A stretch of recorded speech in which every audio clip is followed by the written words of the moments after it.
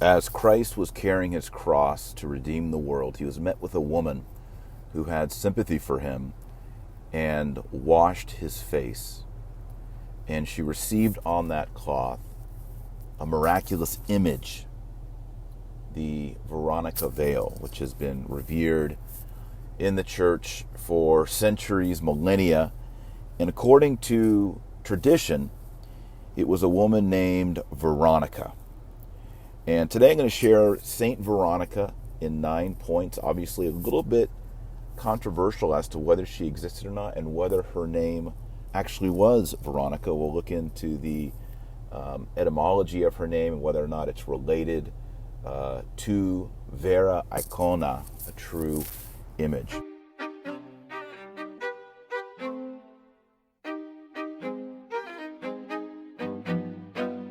Well, the first point in 9 points is her name. Now, there actually is a story in the early church of a woman in Greek named Berenike. Berenike. This is Berenike, or Bernice. Comes into language. It's actually Berenike. But in Greek, it's pronounced Berenike. And if you just change that B to a V, you get Veronica. And in Greek, this name means bearer of victory. You see at the very end there, the Nike, that's Nike. And Nike means victory, just like the Nike shoe. And the woman who offered her veil to Jesus is known as this Berenike. And in Latin, it becomes translated in a new way. That B becomes a V, and this often happens in ancient languages. For example, even the name Abraham, sometimes in some languages pronounced Avraham. That B and that V slip around with one another. And so in Latin, that those first 4 letters become vera, which means true, and then you have icona. Not really, it's Veronica. If you move a couple letters around there, you get icon. You get true image. And so some have said her name was not actually Veronica, but that this name, true image, associated with the veil, got transposed onto the woman whose name was Veronica. Now, number 2, there is an early tradition about a woman like this. Eusebius, in his ecclesiastical history, at book 7, section 18, tells how there was the woman in Caesarea Philippi who was healed by Christ from her issue of blood. You read about this in the Gospel of Matthew chapter 9.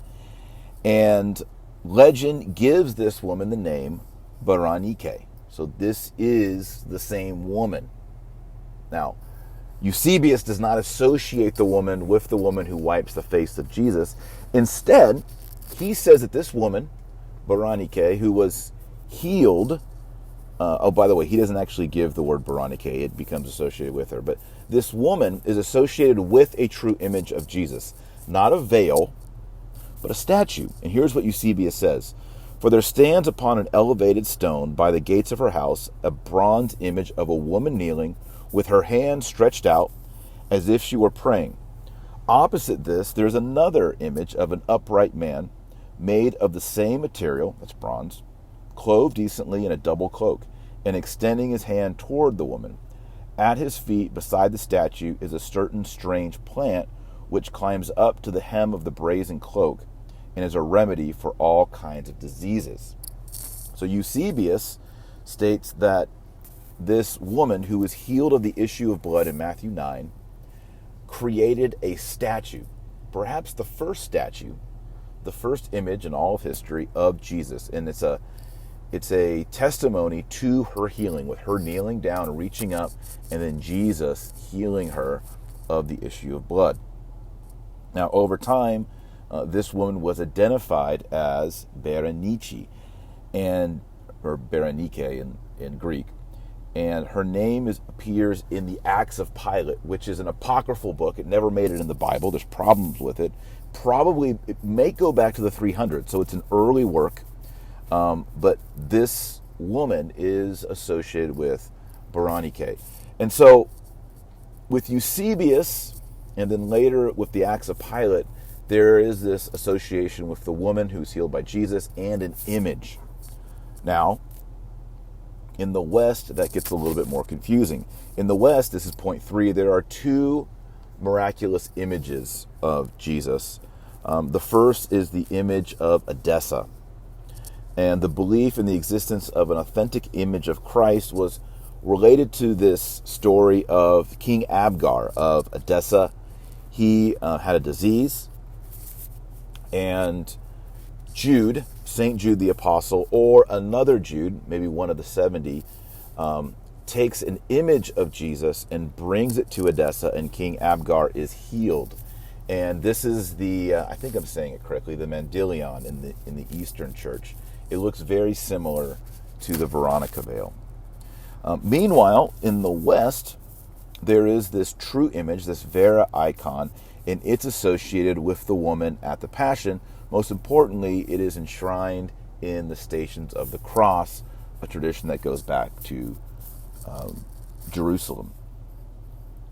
Number 4, there's also a legend that goes back to the 1000s that Christ gave a portrait of himself on cloth to the woman, who's known as Veronica or Berenike, and that this cloth, this image, was used to cure the Emperor Tiberius. And so this links the bearing of the cross and the Passion with the bearing of an image on cloth. And this enters into popular meditations about the life of Christ, and eventually is enshrined by the Franciscans in the Stations of the Cross. And that brings us to number 5. The story of Veronica is the 6th station in the Stations of the Cross, and Catholics, even Eastern Catholics in some churches, venerate Veronica in the 6th station. Even Anglican, I used to be an Anglican priest before I was Catholic, and in some of our churches we have the Stations of the Cross, and during Lent we would go station to station, and yes, we Anglicans, Episcopalians, revered and venerated Saint Veronica as the woman who wiped the face of Jesus. Now, moving into the 1800s, this is point number 6, there was a nun, Sister Marie of St. Peter. She was a Carmelite nun in France.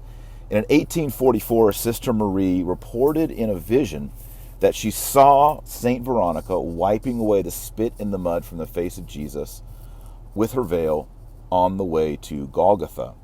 And she said that the sacrilegious and blasphemous acts of her time were adding to the spit in the mud that was on the face of Jesus. And that we, the faithful, those of us who love Jesus, enter into the mystery of Veronica, and by doing acts of penance and prayer, we wipe off the spit and the mud from the face of Jesus. And so she, through this vision, popularized the face of Jesus. And this is the tradition of the Holy Face.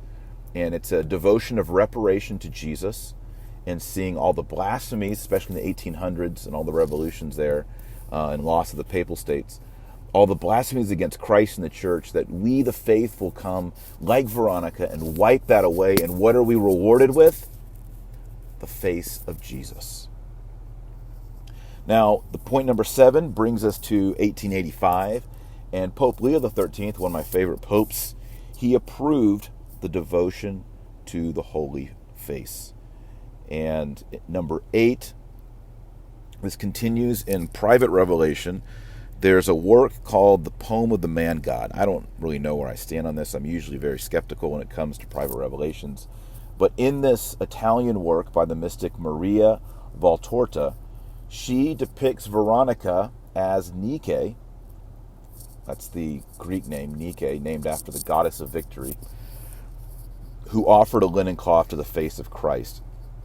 And she says, the one we call Veronica, in whom Jesus called Nike. So in her vision, Jesus speaks to her as Nike, which would explain why later she's called Berenike or Veronica. And number 9, another private revelation, this time from Blessed Anne Catherine Emmerich. She says that Saint Veronica's name was not Veronica at all, rather it was Seraphia. Seraphia, like the seraphs who are in heaven. And if you've seen Mel Gibson's film, The Passion of the Christ, that came out in 2004, that's the name that she's given there in that film, and the credits is Seraphia. Why? Because Mel Gibson relied heavily on Anne Catherine Emmerich's vision for the visionary and for the scenes in his film, The Passion of the Christ. So there's Saint Veronica in 9 points. As you see, much of what we know, or what we claim to know, comes from private revelation, not actual ancient history. So you have to put stock in the private revelations to get any details about Saint Veronica. Otherwise, all we have in church history, in the early church, is Eusebius talking about this woman who makes an image, a statue, but does not receive an image. The earliest testimony to an image not made with human hands would be the Mandilion, the holy image of Edessa. So that's Saint Veronica. She is venerated on July 12th, and she is the patron saint of images, laundry workers, obviously, pictures, photos, and photographers. Saint Veronica, pray for us. Hey, if you like this podcast, you can subscribe to it on iTunes. Please do subscribe to it there, or you can listen and watch these podcasts on my channel at YouTube. So go to Dr. Taylor Marshall on YouTube. Please subscribe and like the podcast and many videos that I put up there, hopefully week by week. All right, God bless and have a wonderful Easter.